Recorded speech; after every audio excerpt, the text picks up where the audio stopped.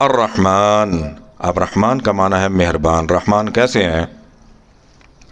الرحمن علم القرآن، وہ رحمان وہ مہربانی فرمائی اللہ تعالیٰ نے، علم دیا قرآن کے ذریعے۔ توریت، زبور، انجیل اللہ تعالیٰ کی کتابیں ہیں۔ کتنی کتابیں انسانوں نے پہلے لکھی ہوں گی، کتنی بعد میں لکھیں گی، کتنی لکھی جائیں گی، کتنے صحیفے۔ اس قرآن جیسی کوئی کتاب نہیں ہے، نہ پہلے نہ بعد میں۔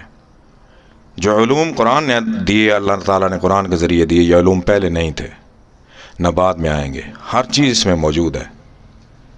الرحمن وہ ایسا مہربان، علم القرآن، قرآن سے علم دیا، خلق الانسان پیدا کے انسان کو، علمہ البیان بولنے کی صلاحیت، طاقت دی۔ شیر چیتے کی زبان نہیں بول سکتا، چیتا بھیڑیے کی زبان نہیں بول سکتا، بکری گائے کی زبان نہیں بول سکتی، لیکن انسان اگر یہاں کا اردو بولنے والا ہے تو انگریزی بول سکتا ہے، انگریزی والا ہے تو جرمن بول سکتا ہے، ہر زبان بول سکتا ہے۔ یہ صلاحیت انسان کو دی اللہ تعالیٰ نے۔ انسان جانوروں کی آوازیں نکال سکتا ہے، کوئی جانور دوسرے جانور کی آواز نہیں نکال سکتا۔ اور یہ صلاحیت اللہ تعالیٰ نے انسان کو دی کہ آواز سن کے پہچان کے بتا سکتا ہے کہ یہ شیر کی ہے، یہ چیتے کی ہے، یہ ٹریکٹر کی ہے، یہ بس کی ہے، یہ موٹر سائیکل کی ہے۔ یہ صلاحیت انسان کو دی، کوئی جانور نہیں بتا سکتا، یہ پہچان سکتا۔ تو کتنی بڑی شان اللہ نے عطا فرمائی اور اس قرآن کے ذریعے علم عطا فرمایا۔ اب اس سے اور اللہ تعالیٰ کی کیا شان ہے؟ ما تری فی خلق الرحمن، اپنے رحمان کی کاریگری تو دیکھو، بناوٹ تو دیکھو، اس کا کمال تو دیکھو۔ ما تری فی خلق الرحمن من تفاوت، فرج البصر، نگاہ اٹھاؤ آسمان کی طرف، ہل تری من فطور، کہ تمہیں اس میں کوئی ٹیڑھ، کوئی دراڑ کوئی نظر آتی؟ کوئی آسمان کا کونا کھسک گیا، چلو جی اس کی مرمت ہو رہی ہے، رنگ خراب ہو گیا، چلو جی پینٹ ہو رہا ہے اس کا، آسمان کہیں سے پھٹ گیا ہو، دوبارہ دیکھو۔ ہل تری من ثم ارجع البصر، تمہاری نگاہ تھک کر ٹکرا کر لوٹ آئے گی، تمہیں اس کے اندر کوئی خامی، کوئی نقص نہیں نظر آئے گا۔ یہ اللہ کی شان ہے۔ ایسی شان کوئی دکھا دے، کوئی ایسی بلڈنگ، بے شک ستونوں سے دیواروں کے اوپر ایسی چھت کو ڈال کے دکھا دے کہ جو 1400 سال تو نبی کریم صلی اللہ علیہ وسلم کو دنیا سے تشریف لے گئے ہو گئے ہیں، قرآن کو آئے ہوئے ہو گئے ہیں، یا اس آیت کو آئے ہوئے ہو گئے ہیں، 1400 سال تک اس چھت کا رنگ نہ خراب ہو، دکھا دے کوئی کر کے؟ نہیں کر سکتا۔ یہ اللہ تعالیٰ کی کاریگری ہے۔ الرحمن، یہ رحمان ہے۔ رحیم، رحیم کیسے ہیں اللہ تعالیٰ؟ ہمارے لیے کیا حکم ہے؟ واستغفر اللہ، استغفار کرتے رہیں ہمہ وقت۔ نبی کریم صلی اللہ علیہ وسلم دن میں 100 مرتبہ استغفار کرتے تھے، ہمیں بھی 100 مرتبہ کرنی چاہیے، ہر نماز کے بعد 20-20 دفعہ کر لیں کہ جو کوتاہیاں غفلتیں ہوتی رہیں۔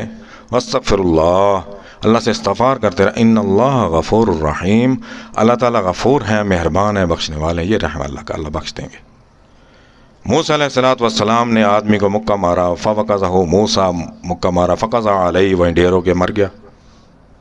موسیٰ علیہ السلام نے دعا کی، قال ھذا من عمل الشیطان، یہ شیطان نے مجھ سے کروایا ہے، کیونکہ فساد شیطان کرواتا ہے۔ ان الشیطان ینزغ بینہم، شیطان تمہارے اندر فساد کرواتا ہے، تو وہیں مر گیا۔ قال ھذا من عمل الشیطان انہ عدو مضل مبین، وہ دشمن ہے گمراہ کرنے والا۔ اب دعا فرمائی موسیٰ علیہ السلام نے، قال رب انی ظلمت نفسی، اے اللہ میں اپنے ساتھ خود ظلم کیا، یہ میں نے کیا کیا؟ بندہ مار دیا۔ فاغفر لی، اللہ مجھے بخش دیں۔ اللہ تعالیٰ نے فرمایا فغفر لہ، میں نے بخش دیا آپ۔ انہ هو الغفور الرحیم، وہ بخشنے والے ہیں، رحیم ہے، جس کو چاہیں بخش دیں۔ ہمارے لیے اللہ تعالیٰ نے سب سے بڑی شان اور عظمت جو رحم فرمایا، اللہ نے حکم فرمایا لا تقنطوا من رحمت اللہ، اللہ تعالیٰ فرماتے ہیں میری رحمت سے نا امید نہ ہو، کہ اللہ کے دروازے پر جو جائے، اللہ سے دعا کرے، بردرآمد بندئی بگریختہ آبروئے خود بعیسیاں ریختہ، کہ دعا کرے اللہ میں آپ کے دروازے پر آئے، بگریختہ گرا ہوا، اپنے آپ کو گرا کے آ چکا ہوں، اپنی عزت، آبرو، اپنی ساری چیزیں گرا چکا ہوں میں، لیکن خالص ہو کے اللہ کے در پہ چلا جائے۔ بندئی بگریختہ آبروئے خود بعیسیاں ریختہ، اپنی آبرو کو گناہوں میں پامال کر کے، عزت کو ختم کر کے، لیکن میں آپ کے در پہ آیا ہوں، اور کیا امید لے کے آیا ہوں؟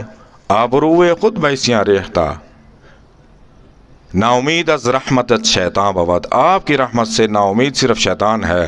آپ نے خود فرمایا زاں کہ خود فرمودئی لا تقنطوا، اے اللہ آپ نے خود فرمایا کہ میری رحمت سے نا امید نہ ہو، تو میں آپ کی رحمت سے نا امید نہیں ہوں، نا امید صرف شیطان ہے۔ تو اللہ تعالیٰ فرماتے ہیں کہ لا تقنطوا من رحمت اللہ ان اللہ یغفر الذنوب جمیعا، اللہ جمیع سارے گناہ صغیرہ کبیرہ جو چاہیں جس وقت چاہیں بخش دیں۔ کس لیے؟